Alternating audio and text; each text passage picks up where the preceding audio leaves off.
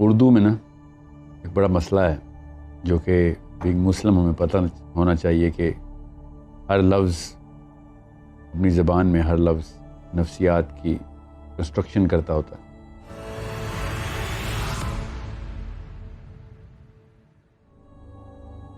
جب بھی ہم اردو میں بات کرتے ہیں نا اور بولتے ہیں کہتے ہیں کہ یہ جھوٹ بول رہا ہے تو نفسیات میں ہم نے وہی اثر لیا ہوا ہے جو کہ جھوٹ کی بیشتر اقسام کا ہوتا ہے. اصل میں نفسیات الگ الگ خانوں میں چرچا کرتی ہیں اپنے آپ کو.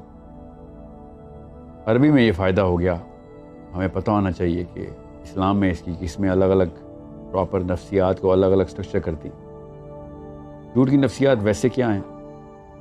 جھوٹ دنیا میں جب بھی کوئی سائیکالوجسٹ اٹھا کے اس کی سرجری کرے گا نا ایک بندہ جھوٹ کیوں بولتا ہے تو وہ سمپل ایک ہی بات کرے گا کہ اپنے آپ کو پروٹیکٹ کرنے کے لیے کوئی انسان جھوٹ بولتا ہے.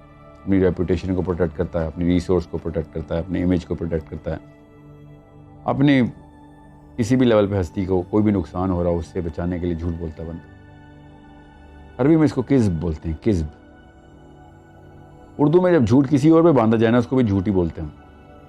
اس کو عربی میں جھوٹ نہیں کہتے, اس کو بہتان کہتے ہیں. ہم وہ اپنے آپ کو پروٹیکٹ کرنے کے لیے نہیں کرتے, وہ کسی کو نقصان پہنچانے کی نفسیات ہوتی ہے. اسے آپ بے شک پروٹیکٹ نہ بھی ہو رہے ہوں اور اس کی قسم کسی اور لیول کے اوپر وہ گناہ ہی کسی اور لیول کا ڈکلیئر کر دیا گیا. بینگ مسلم ہمیں پتہ ہونا چاہیے کہ سائیکالوجی کے لیسنس سے سارے اس کے اندر ہی ہماری پروٹیکشن کی تھیراپی بھی تھی, مگر ہم نے بس اس کو بس کیجول لیا اور کسی بھی موقع کے اوپر ہم نے اس چیز کو سمجھا نہیں کہ سائیکولوجیکلی اسپیکنگ نفسیات کس طریقے سے کنسٹرکٹ کرنی تھی.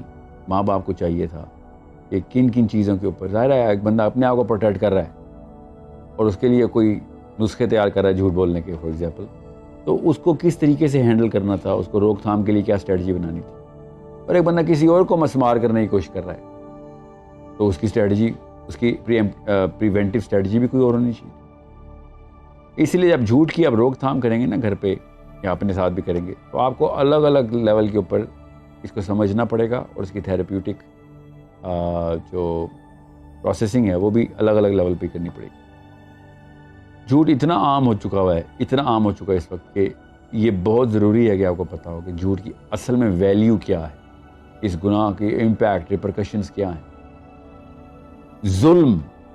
ظلم کی جو نفسیات ہے نا, لفظ ظلم کی نفسیات, اللہ تعالیٰ نے اس کو اسی طریقے سے بتایا کہ یہ ظلم ہے. کس کی بھی ظلم؟ اب میں اپنے آپ کو پروٹیکٹ کر رہا ہوں, ٹھیک ہے, وہاں پہ ظلم کہاں, کسی اور کو تو میں بہتان لگا رہا ہوں تو ٹھیک ہے ظلم سمجھ آ رہا ہے. اپنے آپ کو پروٹیکٹ کرنے کے لیے میں کوئی نسخے تیار کر رہا ہوں, کوئی کارنامے سر انجام دے رہا ہوں جھوٹ بولنے کے, تو وہ ظلم کیسے ہو رہا ہے؟ یہ غور سے سمجھیں اس بات کو. یہ بہت ضروری ہے کہ پیرنٹس کو پتہ چلے کہ اس کو کس طریقے سے ٹریٹ کرنا ہے, اس کو دیکھنا کیسے ہے. اور ایک دفعہ جھوٹ کی عادت بن جائے تو یہ نفسیات کے ماہرین یہ سمجھ چکے ہیں بات کو کہ پھر اس کی کیمسٹری تک میں صلاحیت کر جاتا ہے, اس کی پیتھولوجی چینج ہو چکی ہوتی ہے.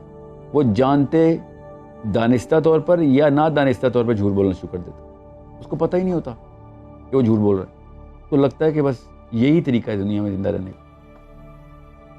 یہ اتنا بڑا مسئلہ ہے, اتنا بڑا مسئلہ ہے کہ ہیومن انٹریکشن جو آپسی ٹرانزیکشنز ہوتی ہیں, جو معاملات زندگی ہیں, وہ ڈیپینڈ ہی کرتے ہیں. پورا نظام انسانوں کا شروع سے لے کے اینڈ تک ڈیپینڈ کرتا ہے اس بات پہ کہ جب ہیومن انٹریکشن ہو, ایک ٹرانزیکشن ہو, ایک بات کسی نے کر دی ہے دوسرے نے اس کا جواب دے دیا ہوا ہے, تو اس میں کسی بھی قسم کی کوئی اور ملاوٹ نہ ہو, جو ہے جیسی کہی گئی ویسی ہی سمجھی جائے, ورنہ پورا کا پورا نظام درہم برہم ہو جائے گا, نظام ہی ٹوٹ جائے گا. اس لیے ظلم ہے یہ.